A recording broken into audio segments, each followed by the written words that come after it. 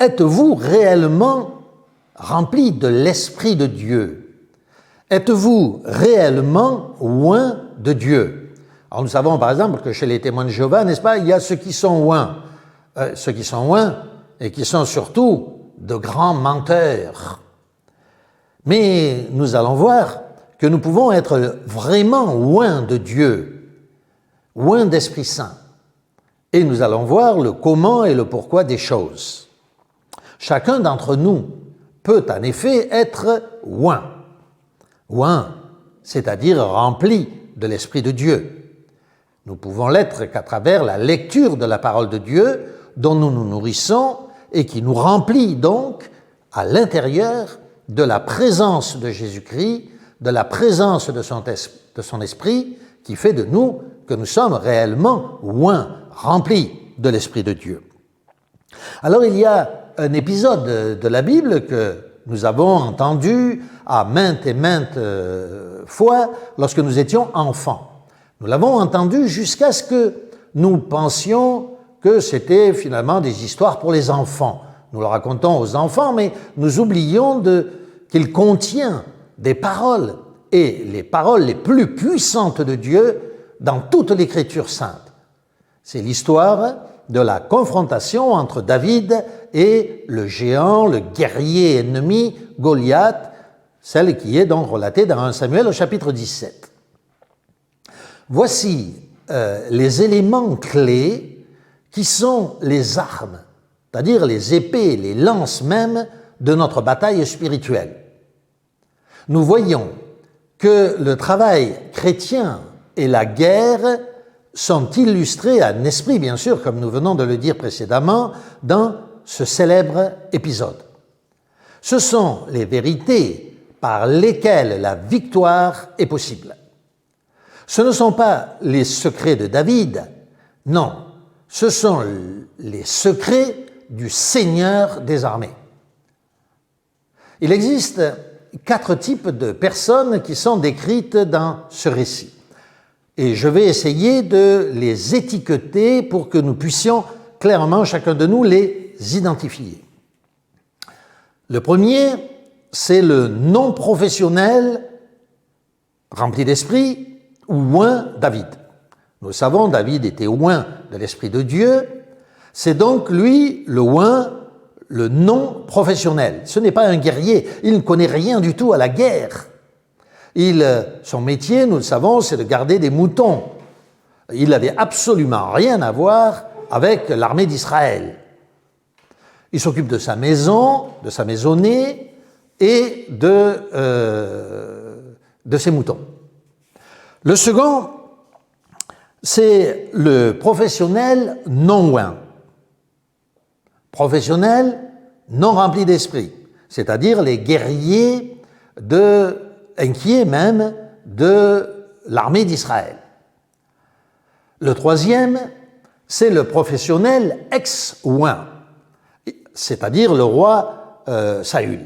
Il avait été oint d'esprit, mais au moment où David a été oint, il a perdu l'onction. Le quatrième, ce sont les professionnels anti-oints. Ils luttent incessamment contre l'Esprit de Dieu qui se trouve dans les serviteurs de Dieu, illustré dans notre récit par Goliath et les Philistins. Donc, les Écritures nous font savoir, comme nous le disions, que David n'avait rien à voir avec l'armée, que c'était un non-professionnel oint, ou un oint, si vous voulez, non-professionnel. Son travail, nous l'avons dit, c'est de s'occuper des moutons, de petites choses de la vie. Et pourtant, cet homme, non-professionnel, mais oint de l'Esprit de Dieu, va être capable, d'après le récit biblique, de subjuguer toute l'armée d'Israël. Il fait un acte d'une audace à couper le souffle. Son pouvoir réside dans l'onction que Dieu a placée sur lui. Et c'est ainsi qu'il peut accomplir des prodiges. En fait, Rappelons-nous le récit que nous avons lu précédemment. David est envoyé par son père, à l'origine, juste pour amener à ses frères qui étaient dans l'armée, nous l'avons vu, et dont Eliab, l'aîné, était capitaine en chef de l'armée. Il était venu donc, ce David, pour amener quelques attentions de la part du père, livrer un panier de nourriture à ses frères. David, nous le comprenons, n'avait probablement jamais vu de bataille ou de champ de bataille avant d'arriver dans la vallée d'Éla. Mais, par contre, il est rempli de l'Esprit de Dieu. Il a une foi sans borne dans le Seigneur, il a été oint par le Seigneur. Il est non professionnel, oui, mais il est rempli du Saint-Esprit. Parmi les hommes de l'armée d'Israël, il ne trouve que des hommes, des guerriers, prêts au combat, apprêtés au combat, qui se sont entraînés. Des guerriers pourtant pusillanimes, inquiets. La foi et la victoire étaient absolument manquants dans l'esprit de l'armée. Pour ne pas dire que l'armée avait perdu l'esprit et lui, David, ne voit que chagrin et calamité. Au moment où il ouvre la bouche pour poser une question, nous l'avons vu précédemment, il rencontre son frère Eliab. Ce frère qui est absolument furieux contre David. Comprenons-le. Eliab, nous venons de le dire, est capitaine de l'armée de Saül.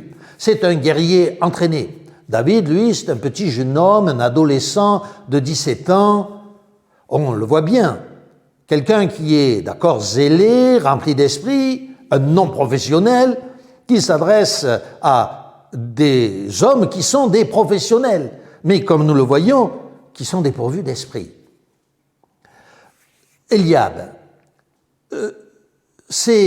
rappelons-nous-le au passage d'ailleurs, c'est l'homme qui a été, c'est un homme puissant, grand, et d'ailleurs Samuel l'avait remarqué.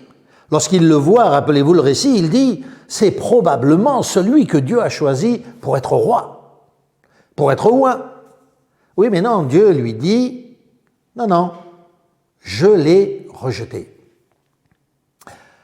Eliab, aussi courageux soit-il, cet homme de guerre, on le comprend, est capable de raisonner. Il raisonne d'ailleurs apparemment beaucoup plus logiquement que David. David, qui est un petit gamin de 17 ans, se dit « moi je vais attaquer Goliath ».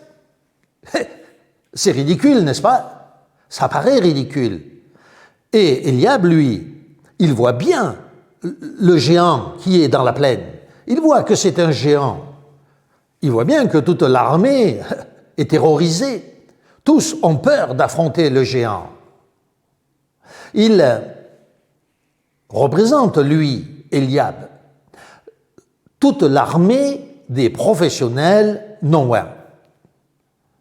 On sait, aujourd'hui, que dans l'Église, beaucoup croient qu'ils sont dans l'armée de Dieu.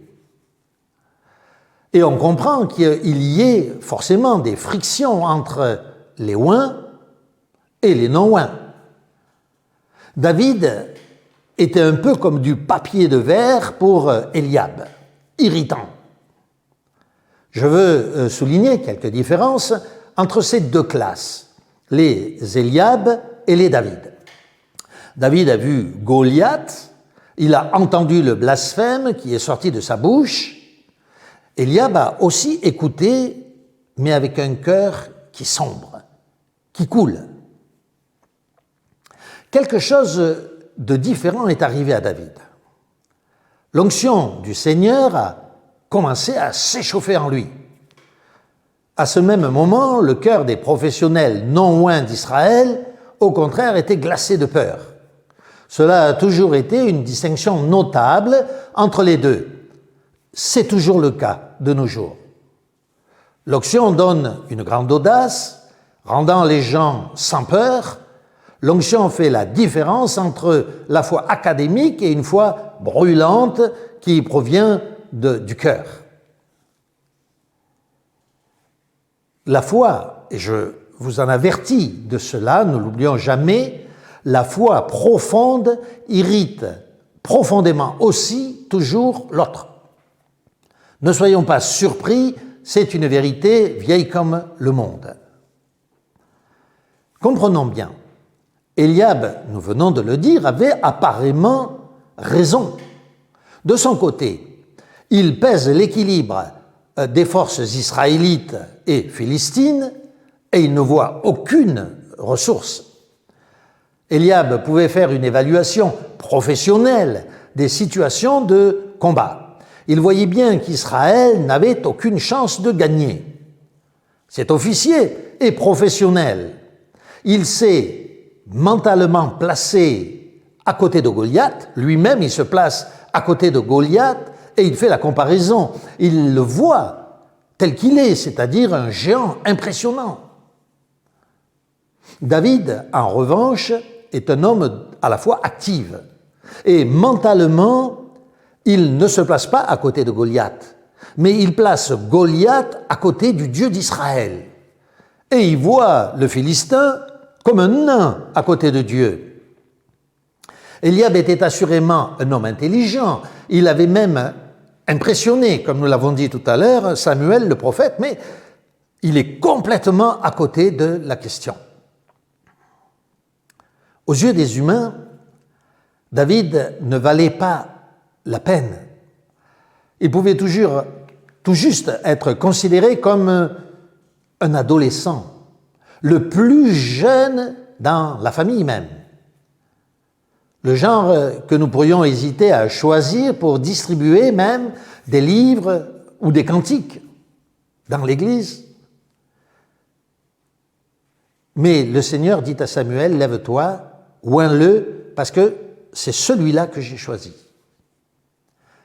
La faveur de Dieu sur David ne lui avait jamais accordé, non plus, c'est quelque chose que nous devons garder à l'esprit, la faveur de ses 7 frères. Les 7 frères ont vu que David avait été oint pour être roi. C'est pas pour ça qu'ils l'aiment plus. Au contraire, nous le voyons, n'est-ce pas, dans le cas d'Eliab, qui s'en prend avec une colère véhémente contre David, le jeune adolescent qui compte pour rien, qui est bon juste à garder les moutons, à s'occuper de la maison, à amener un peu de nourriture à ses frères qui, eux, sont des héros et qui sont au combat. Des héros apeurés, aujourd'hui, face à l'adversaire. Maintenant, dans la zone de bataille, Eliab parlait en fait pour tous ses frères. Quand il demande avec colère à David pourquoi il avait laissé les quelques moutons dans le désert. Aujourd'hui, le diable est une menace pour le monde entier et particulièrement pour le peuple des chrétiens. Le récit de David contre Goliath met en évidence que les professionnels ne servent à rien dans ce combat. En Israël, tout le monde savait que quelque chose devait être fait, là, dans cette vallée d'Élat. Mais qui allait le faire? David, nous venons de le voir, n'avait pas d'importance. Il ne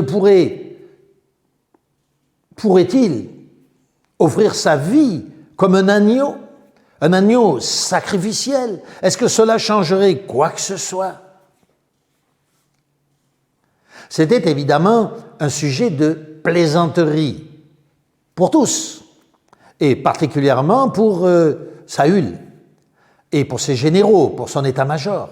Un garçon naïf de la campagne qui se présente pour être le défenseur d'Israël. Alors que Saül est un guerrier et que son état-major est composé de généraux qui ont fait des prodiges, nous dit la Bible. Mais le fait est qu'au moment où Samuel le prophète avait oint le berger David, le roi Saül, comme nous l'avons dit précédemment, est devenu l'ex-oint du Seigneur. L'esprit est parti. Maintenant, là, dans cette tente, l'oint et l'ex-oint sont face à face. Saül regarde David avec amusement. Cela le fait rire, alors que intérieurement, David tremble de tout son corps sous la puissante onction du Saint-Esprit. L'ex-oint était devenu à ce moment-là le leader d'opinion de tous les non-oints qui se trouvaient autour de lui, de tous ces généraux de l'armée d'Israël. Rien n'est plus fatal qu'une telle combinaison. Saül dit, rappelons-nous, tu ne peux pas combattre Goliath. Sais-tu ce que tu affrontes? As-tu vu sa taille? Tu ne sais même pas la première chose au sujet de la bataille.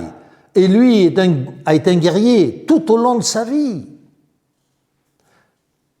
Comprenons bien ce que cela signifie. Il y a toujours, aujourd'hui encore, ceux qui essaient d'empêcher les autres, et particulièrement ceux qui sont remplis de Saint-Esprit. Il y a toujours ceux qui essaient de pousser les autres, de notre côté, à faire ce qu'ils ne font pas. Eliab voulait stopper David. Maintenant, c'était le capitaine de tout, maintenant Saül aussi, est le capitaine de tous les ex-oints. Rappelons-nous le passage que Dieu donne dans Ézéchiel au chapitre 28. Je vous propose d'ailleurs de le prendre avec moi. Ézéchiel chapitre 28.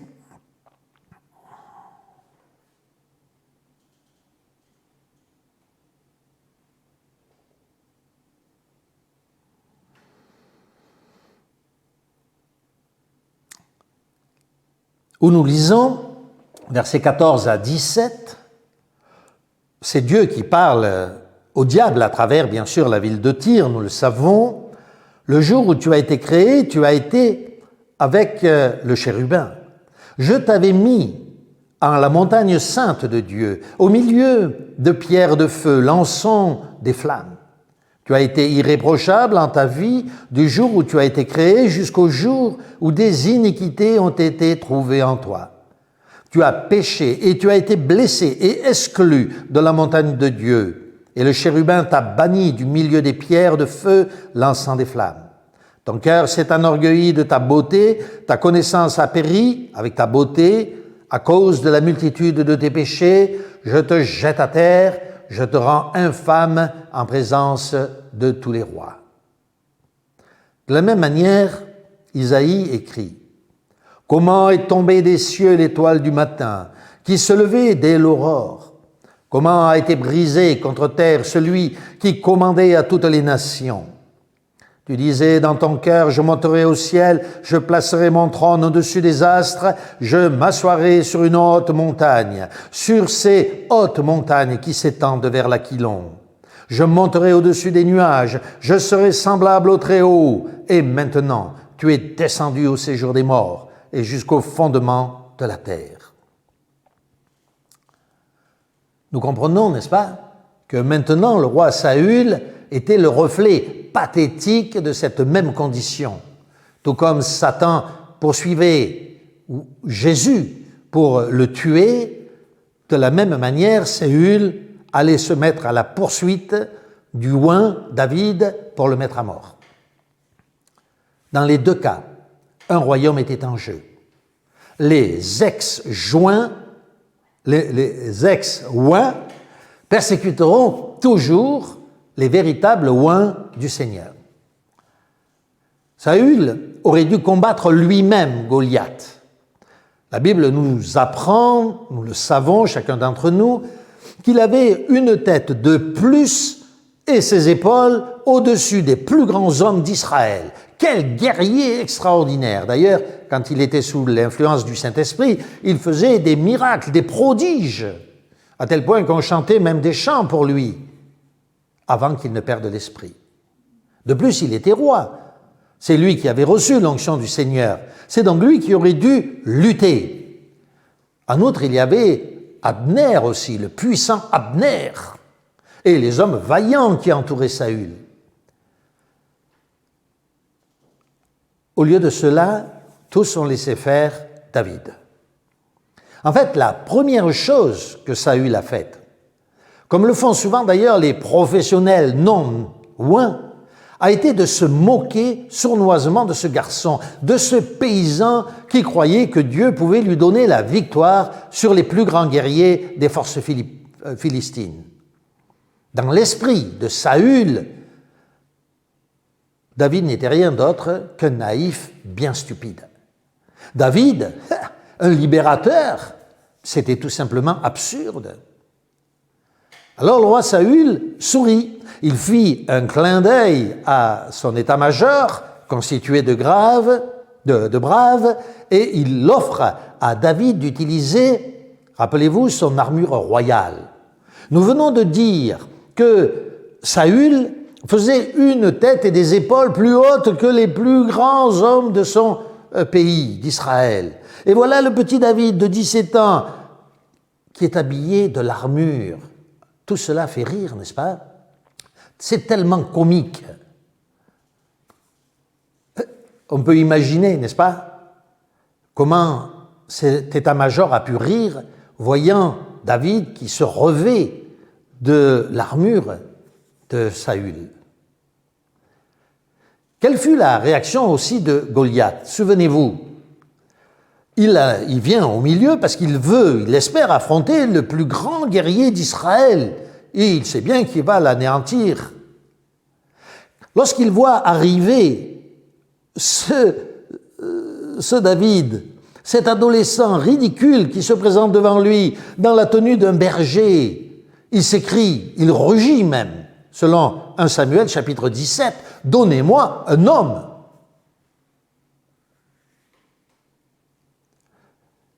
Puis, le héros est finalement venu. Il sort des rangs des puissants guerriers d'Israël, comme nous le venons de le dire, un adolescent en sandales, muni d'un bâton et d'une petite fronde. À tel point que Goliath estime que c'est même une insulte contre lui. L'armée du Seigneur n'est-elle pas ainsi aujourd'hui? Cette armée fait-elle tout sauf combattre, tout sauf évangéliser?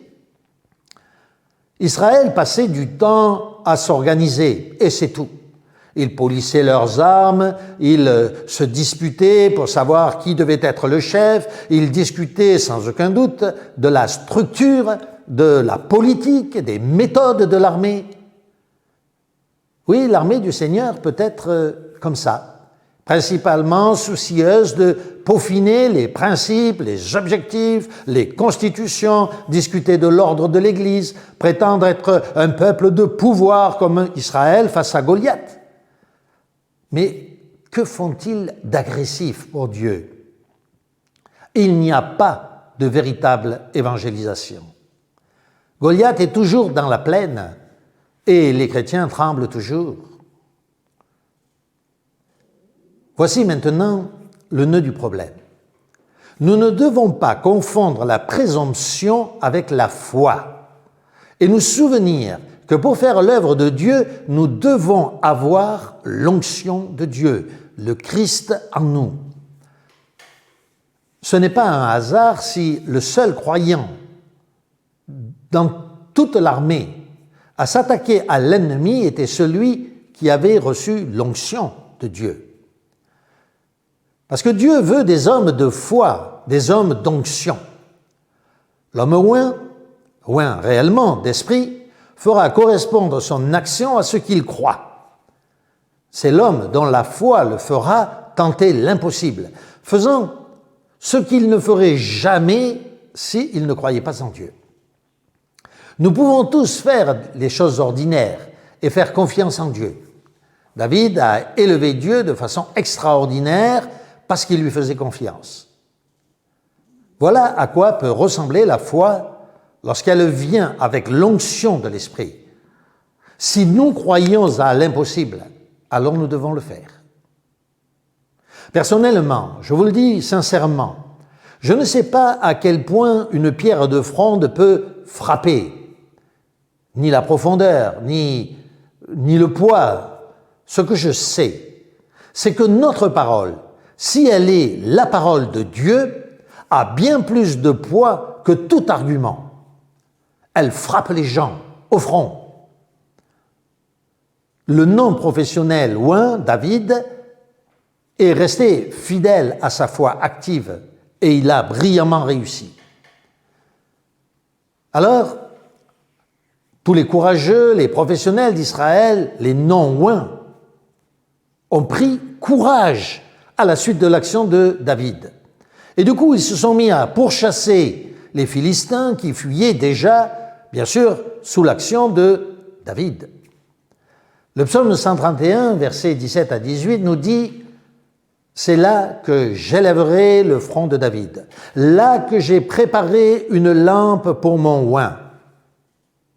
Et mes ennemis, ses ennemis, je les revêtirai de honte, mais sur lui fleurira ma sanctification. »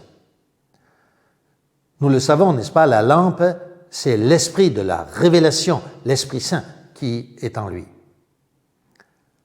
David recevait de nouvelles perspectives spirituelles en tout temps.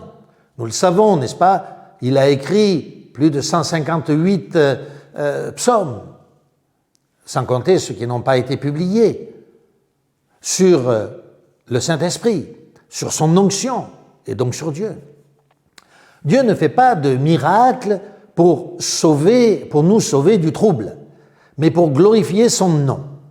Si nous croyons, si nous agissons, nous devons nous assurer de notre onction et dire au Seigneur, comme le fait l'auteur de l'hymne, « Maintenant, dis-moi de courir, et je ferai des choses impossibles. » N'oublions jamais, Dieu bouge avec les gens qui bougent.